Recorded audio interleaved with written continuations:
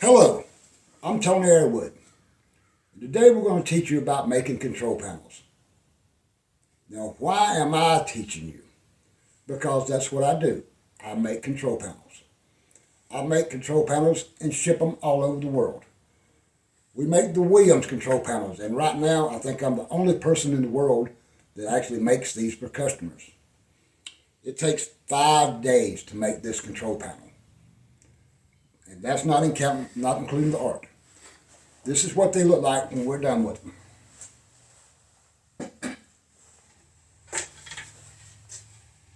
This is what you, the customer, would receive. Now, in the 5 days to make this control panel, we have to cut each individual part to size, drill the holes, recess for the metal plates, round the edges, cut the joints so they're the way they're assembled, sand it, shape it, and then on the final day we spray them with 3 different coats of commercial sanding sealer. But I know most people out there are never going to be able to do this panel. Very, very, very complicated. But say you want to replace a panel on your game that's simple, like the control panel for a Rockola Warp Warp. Now this panel is made out of MDF particle board.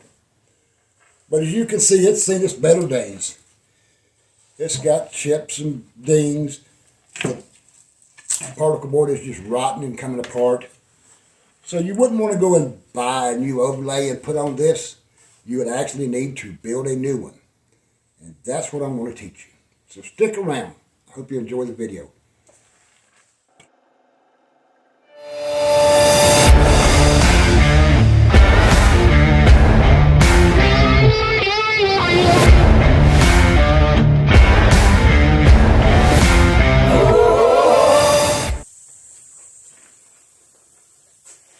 Okay guys, before we make the control panel, let's talk about the tools we're going to use. First off, you're going to need a drill. It doesn't matter if it's a cordless drill or one with a drill, as long as it's a drill that you feel comfortable using. Next important thing is the bits. Now, this is called a Fastener bit. And you can buy a complete set of these, well, a pretty decent amount, at Lowe's, Harbor Freight, Home Depot, any of the woodworking supply companies. Now these bits are pretty expensive, but you don't want to buy a set. The reason being, a lot of those you will never use, and I've got hundreds of these laying around in the shop, but I always have certain sizes that I use. So only buy the size bit that you need. And you can measure the hole on your control panel and determine which size bit you need. You can always go a little bit oversized on your hole, but you can't go under. Next, you'll need a square. Now the square is handy if you want to lay out for a new control panel to determine where the holes are. And to make your straight lines. This is very handy. Then of course you'll need a pencil. I use a number 2. It's not really anything particular. You have to have it. Then you'll need your drill bits. Now this is a set of standard twist bits that will drill wood, metal, whatever.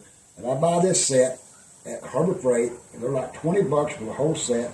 And there's 29 pieces in there, so there's probably whatever you're going to need is going to be in here. Then if your control panel has T-molding on the edge of it, you will need a router with a T-molding cutter.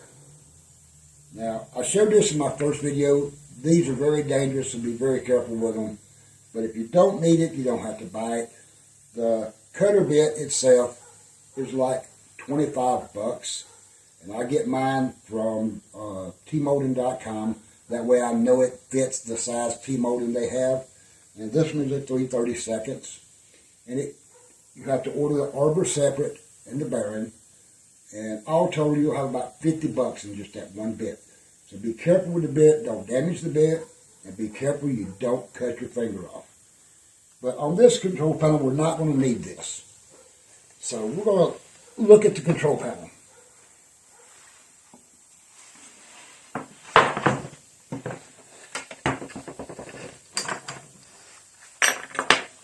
Now, I've already cut a blank to the same size as the original. You can do this on a table saw if you have one, or you have a friend that has one, or you can do it with a skill saw. It's just not as accurate. And since this was made out of particle board, I'm going to make it out of MDF board. Now this is going to be a little smaller. It's just for the video. But first thing you need to do is compare it and make sure that the control panel is the exact same size, and this one is. Take off all the hardware, like the latch. Now, right off the bat, I see an issue with this control panel. This control panel has these blocks. And these blocks are to line it up on the front of the cabinet. So you'll have to replace these blocks. We're not going to do it in the video because it's just nailing some blocks on or stapling or however you prefer to attach it. But what we're going to do is we're going to take the square that I have here, and we're going to put it up against the edge of the panel. And we're going to push the blade into that. So we got a measurement right there. No having to use a tape measure. Then we'll just go to the new piece of wood, and we'll transfer that just by placing it on the edge, and place your pencil to the side of the square, and we'll mark the control panel all the way down.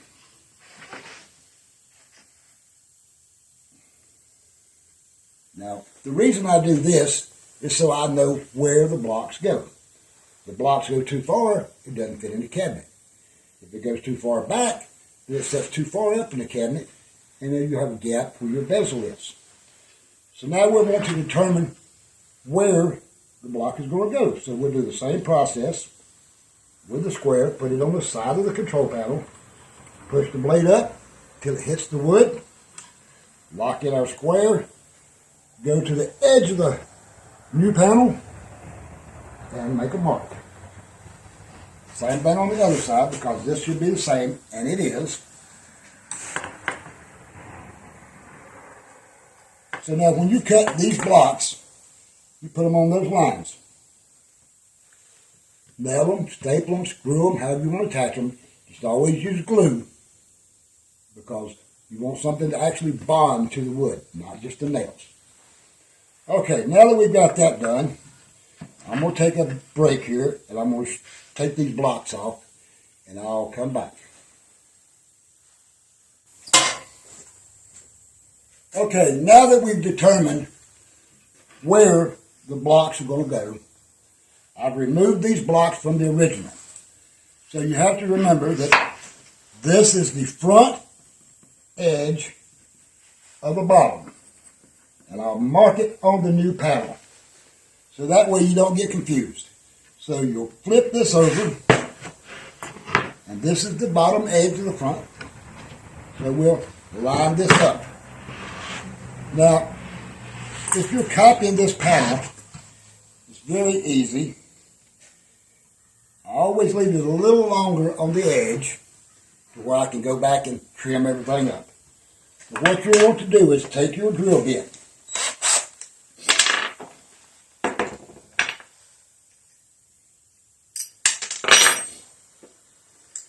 place it in the drill.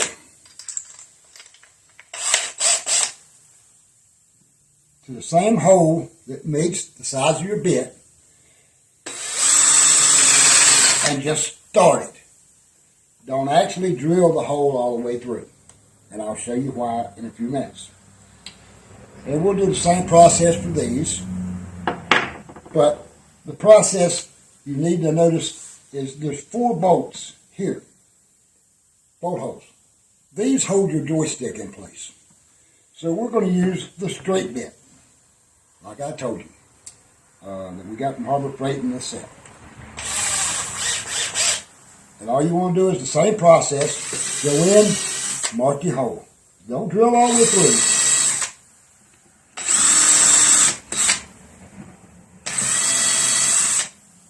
And I might stop right there and get another bit, but I'll return here quickly. Okay, now I've run the drill through all the holes, and you'll see that I did not drill the holes. I only drilled it far enough down that I've made a mark where the holes go. And on the fastener bits, you'll see the center has a sharp point, and that centers everything up. So now, with that control panel out of the way, you could go ahead and drill these holes by hand with your drill and drill them all the way through. Now, I don't like to do that because I have a drill press, and I'm going to show you how I do it on my drill press. But now this hole here is a little different. That is called a recessed hole, and it's done with a fastener bit because it cuts it out smooth and flush in the bottom. And I'll show you how to do that in just a second. Okay guys, this is a drill press. I use these all the time. I prefer these over a hand drill just because I want the holes drilled straight and plumb. If the holes are drilled at a little bit of an angle, your button is going to set at a little bit of an angle, and you don't want that. So you don't have to use this. You can do it by hand. But this is a fastener bit. This is a bigger fastener bit. This is what I use to cut the recessed hole on the panel. Now you could use this in a hand drill, but I'd recommend you be very, very careful with it because it will break your wrist if it jams. And you'll notice that I have two pieces of wood. And the reason for that is the piece I'm working on, I want to lay down on the other piece of wood so when the bit comes through, it doesn't tear out the backside of the panel. That's very important because you want it to look good. Now, notice the point on the fastener bit. I'm going to line it up with a point on the hole that I've already drilled. And since the bit is pointed just like the other fastener bit, it should line up relatively straight. Now you can clamp these panels together to make them hold better, but I'm not going to do that. We're just going to do that idea.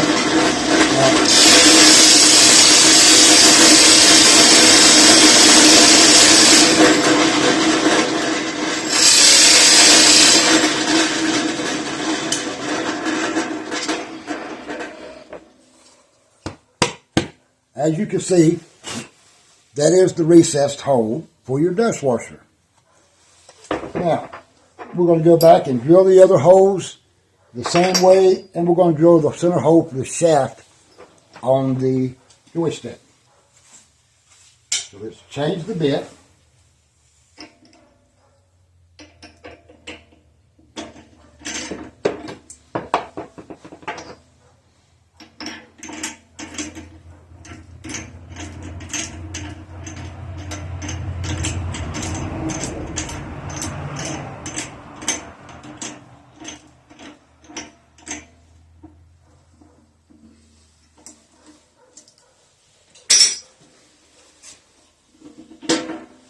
Readjust the table.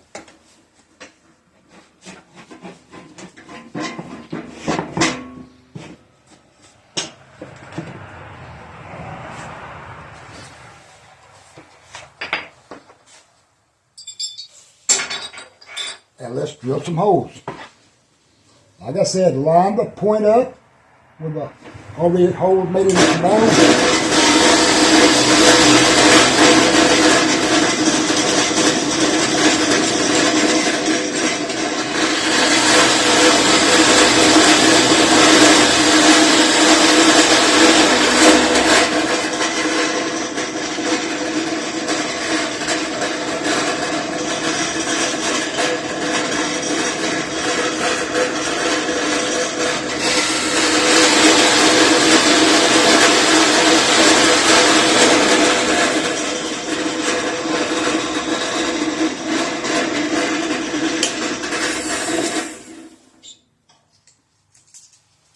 Always clean out the fastener bit when it builds up with wood.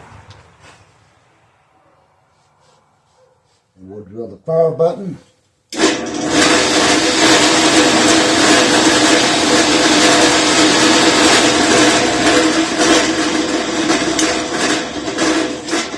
Now it's time, you need to change the bit.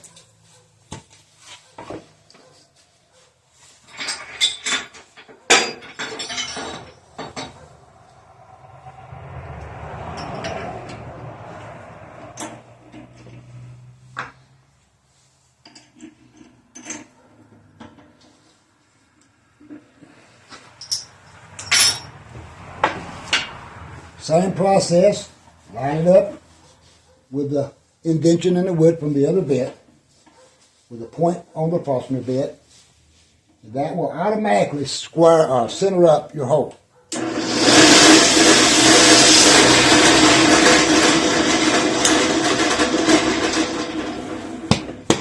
So now your holes for your buttons, your fire button, your player 1, player 2, your joystick, and your dust washer is done. So now we'll drill the holes for the joystick. Okay, now that I've drilled the holes for player 1, player 2, fire, dust washer, this is completed. Except for the holes for the joystick. And to give you an idea how accurate that lines up, all the holes line up perfect. No measurements. So now we want to drill these holes. Then we're going to do it the same way we did the other ones. Line everything back up, just like it's supposed to be. Take your straight bit that we used before, and you can just drill through.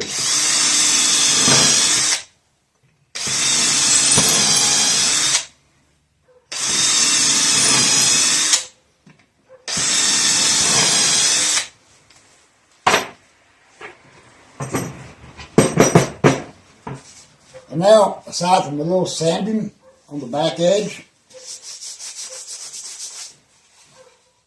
you've reproduced a Rockola Warp Warp control panel in about 20 minutes. Guys, thanks for watching. Hope you learned something. Have a good day.